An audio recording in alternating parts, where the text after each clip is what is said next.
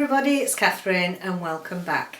So I've got a few reviews for you for the books that I've not talked about already in either my 5-star project or one of the readathons that I've done. And so I thought I'd go ahead and go through these now. So the first one, My Sister Lives on the Mantelpiece. My Sister Lives on the Mantelpiece. I'll insert a picture up here. I read this on my Kindle and I did a buddy read with this with Aimee Anders. So she's a lovely lady, lives over in the Netherlands, so go and check out her channel. She does some really interesting reviews on the books that she reads. So we had a really interesting buddy read with this one. It's by Annabel Pitcher. Now, I knew it was going to have some sad content in because I sort of guessed with it saying My Sister Lives on the Mantelpiece.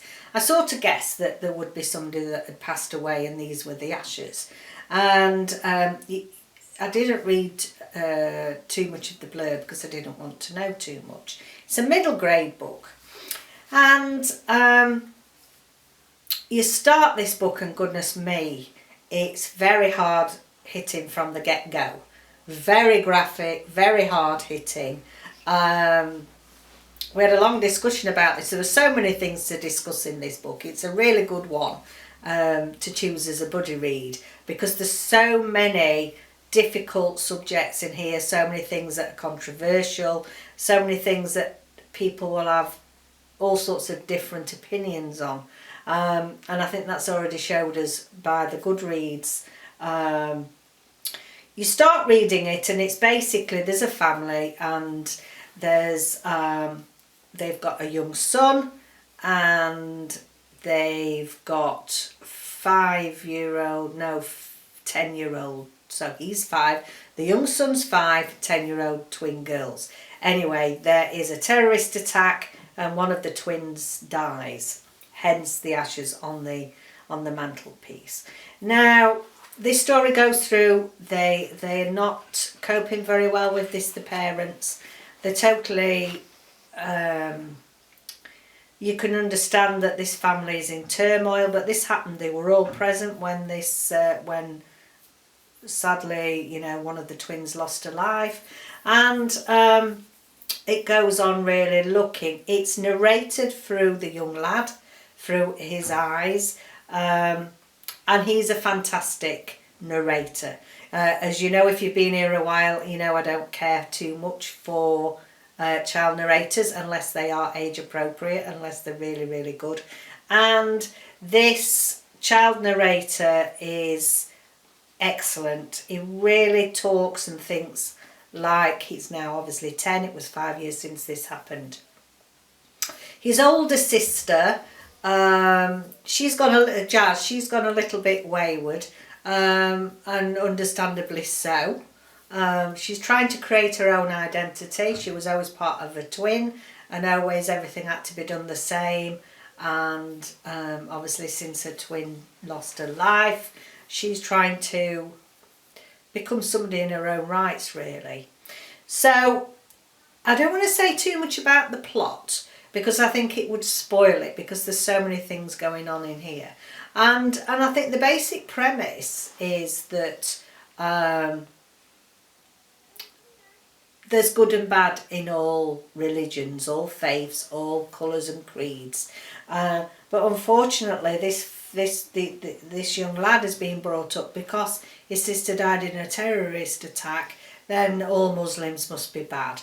And he's been taught that he mustn't be friends with anybody that's of the Muslim faith.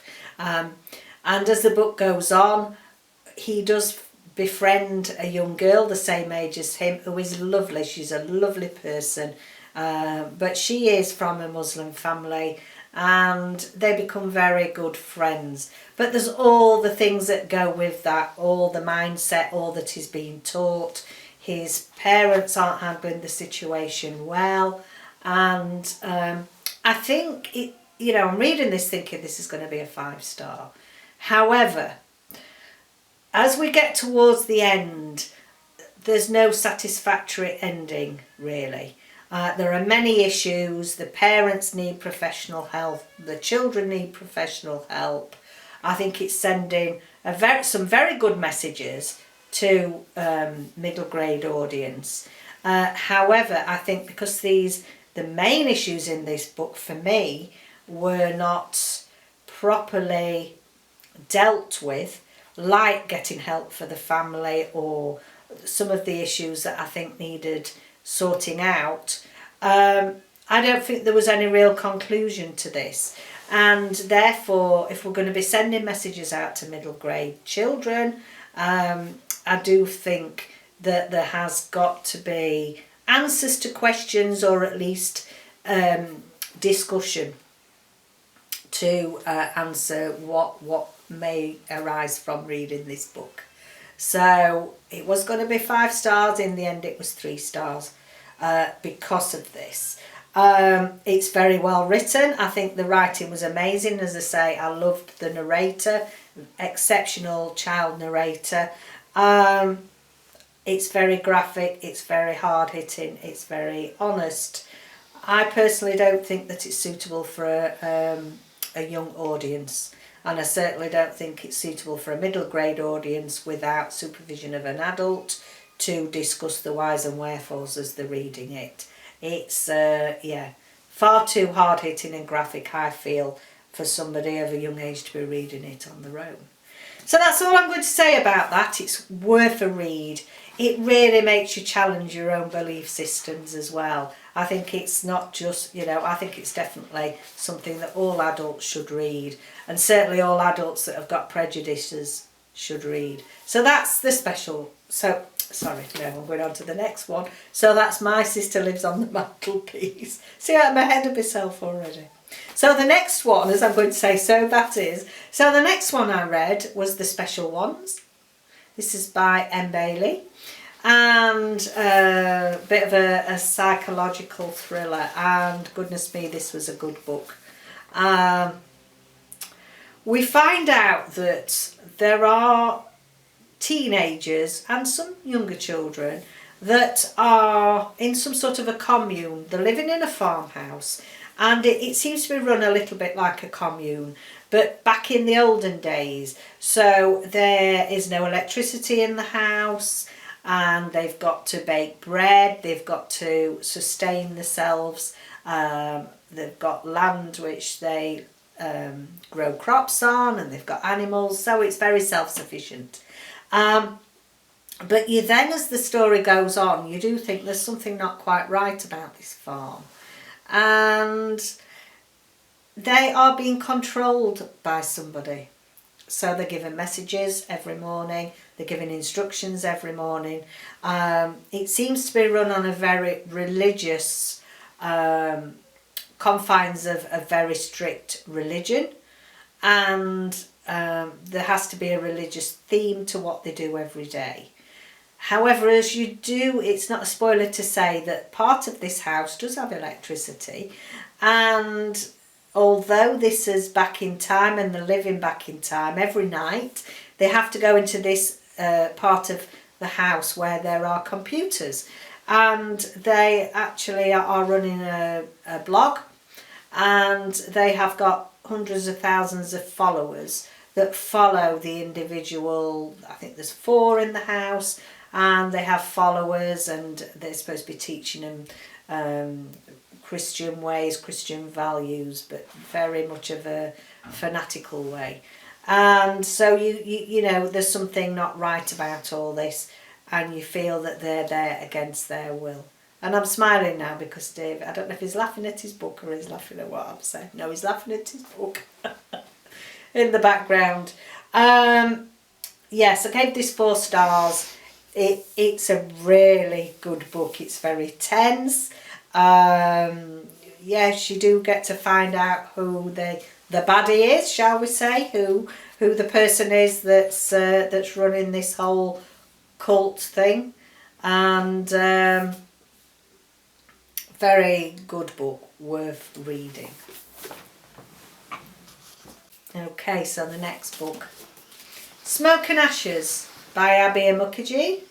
This is book 3 in the Sam Wyndham series. Now, if you recall the very first book, I DNF'd and I wasn't that keen on, I couldn't get into it. And then David read it and he said, well, just read it again and bear with it, because he really he really enjoyed the book. And so I reread it and I did enjoy it. I thought, and at the time I even said, I think the writing's very good. I think we've got to hear a lot more from this author. But I didn't find there was enough characterisations, and I couldn't quite take to Sam Wyndham, the main character in here.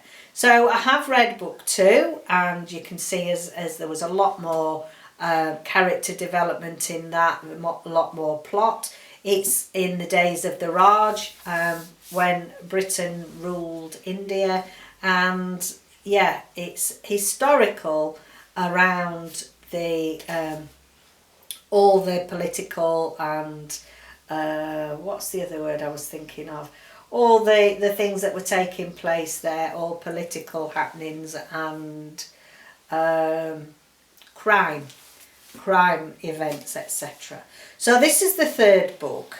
Gave it 4 stars. I'm really starting to get into this series now. I think we find that the characters are definitely growing. I love his sidekick. That's Banerjee. His sidekick Banerjee. He's got like a nickname. I'm trying to think what they call me. Surrendernot. That's it, Surrendernot. Thank you, David. Surrendernot. Because they can't pronounce his Indian name, they call him Surrendernot. He's a great sidekick. He's really a good character. And there is a good plot in here. It really gives you an authentic look at how India was in those days, how the Indian people themselves lived and were treated, and how British rule affected things. So yeah, thoroughly enjoyed that. So yeah, if you've not picked up that series, it's worth. I think you just have to bear with it. I think he's now starting to get into his own. I think you can certainly see with his writing style and just generally the book is showing that he's coming into his own now, and you know, his writing is more succinct and more intriguing and draws you in more, I feel. That's my personal view on it. So that's that one. Then I take my bookmark out now. Now, if you've looked at my recent I'm Back 3-part book haul, where I got loads of books that was on offer with the book people, this is one. I'm trying to get through those as soon as I can, really, so I'm not leaving them on my shelves too long. So I wanted to read this one next, and this is the Grimm Legacy, Polished Shulman, and this is lovely. I loved it. It's middle grade. Again, I gave it 4 stars. Yeah, it was. I've not long finished this. This was a really great story. So there's a library, and it's not an ordinary library, it's a special library where you can go and borrow anything that your heart desires. So for those of you that have read perhaps Mr. Penumbra's 24-hour book store, this would be one that I think you would enjoy. And we have Elizabeth, who needs to earn some money out of school. She's in high school, wants a sort of a weekend evening job to get some money. And she's taken on at this special library, and she soon finds out there's something very strange going on here. Now, it's not an ordinary library, you can imagine, you know, it's called the Grimm Legacy, about the Grimm fairy tales, so there's all sorts of weird and wonderful and wacky things going on at this library. And it really makes me smile, because there's this certain, there's like an air chute system where all the objects are ferried about the different floors ready for collection, and it just reminds me of when I was a little girl. I mean, you don't see it much these days, except I think they use them in pharmacies and path labs and things in hospital now for shooting the blood and samples about by this air system.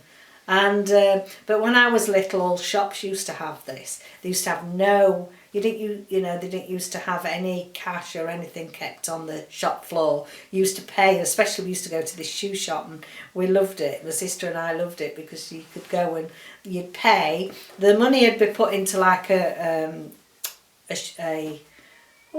was a bit like a container with a screw lid where you opened it, you put the money inside, and then they sent it off to accounts in this chute, and it'd rattle along and it'd suddenly be whisked off to accounts. And I thought it was, we just loved it. We just thought it was magical when we were kids. So this is how all the things that you borrow in this library are collected and sent to the station where the borrowers come and collect their items. So it's good fun, all that. There's all sorts of magical things going on. And there's a special collection in the basement called the Grimm collection. And these are all real artifacts and things from the Grimm fairy tales, from all sorts of fairy tales. They've got the mirror from Snow White, so the mirror on the wall, they've got that there. They've got all sorts of items that you will know if you've been a lover of fairy tales, and if you are especially interested in the Grimm brothers series of fairy tales. And so the story goes on from there. Things start going missing. She's got some friends from similar age to her, teenagers that are working there as well, and off they go on this merry adventure to find out who's stealing all these artifacts. So that's all I'm going to say about it, really. It's very well written. I enjoyed the characters. I enjoyed the magical, mystical element of this. This is fabulous, not just for a young audience, but anybody that loves fairy tales and just wants to immerse themselves in a bit of an easy adventure with a bit of magical, then that's for you. So that's the Grimm Legacy. Loved it. Beautiful cover as well. And then finally this week, I've just last night finished an Agatha Christie, Peril at House End. And this is a Poirot. I've not read this one before, and I've done a buddy read with my friend Cheryl from CR Flames fan, and I've loved it. I've given it 4 stars. Not quite up there with And Then There Were None, which is my all-time favourite Agatha, and a 5-star for me. But this is lovely. This is Poirot at his best. Now, he's supposed to be on holiday. He's met up with his old friend Captain Hastings, and I love those two together anyway. And they're down on the south coast having a holiday, and they're getting embroiled in a mystery, shall we say. A mystery. Is there a murder or isn't there a murder? This is where it's slightly different, because I think Poirot is trying to prevent a murder in this one, which is quite unusual for him. And yeah, really enjoyable. Didn't guess who done it or didn't do it, or was trying to do it till the end. There were loads of red herrings thrown up. There were loads of little paths that you could follow and start to investigate further. And just what you need really from an Agatha. And they mentioned Scarborough a lot in here, which is great, because back in the day, people used to come. There were 2 places. There was Le Touquet in France, and they mentioned that in there because they used to go, the rich and famous used to go to Le Touquet for their holidays. And even now, I know Le Touquet very well. I've holidayed there quite a lot, and the rich Parisians have their second homes in Le Touquet, so they've got somewhere near the sea. And also then in Britain, the place to be seen was Scarborough, because down on the foreshore where there's they used to stay at the Grand Hotel, and they used to go to the spa and promenade along by the spa. And yeah, I was quite excited that where I live is is on the map, and I think it was nice that it was in there for Cheryl, really. Cheryl lives in Canada, and you'll know her channel, hopefully. We've been with me a while. She's CR Flames fan, and yeah, we thoroughly enjoyed this buddy read. There we go, it's up there with one of my favourites, Peril at End House. I'm sure I've been saying at House End, but it's at End House. You know what I mean, there's an end and there's a house in it. So there we go. Just a few bits of news this week. I want to give a few Booktuber shout outs. I've already mentioned Aimee Anders, because we did the buddy read with My Sister Lives on the Mantelpiece, so go and check Amy's channel out. I've mentioned Cheryl. I want to mention a couple of new booktubers that have joined the Happy Family recently. One is Charlie Brook. She's quite recent. Not I don't think she's been doing this many weeks. And MH Books, this is a lovely lady from Ireland, and she's not been going very long, so go and check those out and see if you like what they do. It's always great to give some encouragement. And Harriet Rosie, who did the Thrillerathon, I'd not come across her before the Thrillerathon was up and running. So go and check out Harriet Rosie's. Loads and loads of other booktubers that, you know, that I'm going to start mentioning, even ones that have been around a long time. And then finally, I noticed today that the winners for the 2017 Goodreads competition is out on Goodreads. Let me have a look on here and I will tell you exactly. It says best books of 2017, so if you go into the drop down pages, they've now added one, the best books of 2017. So it said the results are in the best books of the year, the Choice Awards, that's it, the Choice Awards. I couldn't quite remember, and I'm not going to go through who's won them all, because you might wish to go and look those up yourself. The only thing that I will say here, I'm going to smile about this because it shows what do I know. The winner of the fiction is Little Fires Everywhere by Celeste Ng. And yeah, you noticed my last video was my thoughts on this. And it won with 39,077 votes. So there we go. I don't know anything. But that's the beauty of BookTube, I feel. We all have different views. We all have different opinions. I didn't say it was a bad book. There was a lot that I liked about it, but there were some issues that didn't make it a 5-star for me. So yeah, go and check that out on Goodreads. It's the Choice Awards for 2017. Very interesting to see what's won in each category. So there we go. Hope there's a few more books there that you might like the look of, might have a try yourself. And I'll see you again next time. Thanks for joining me.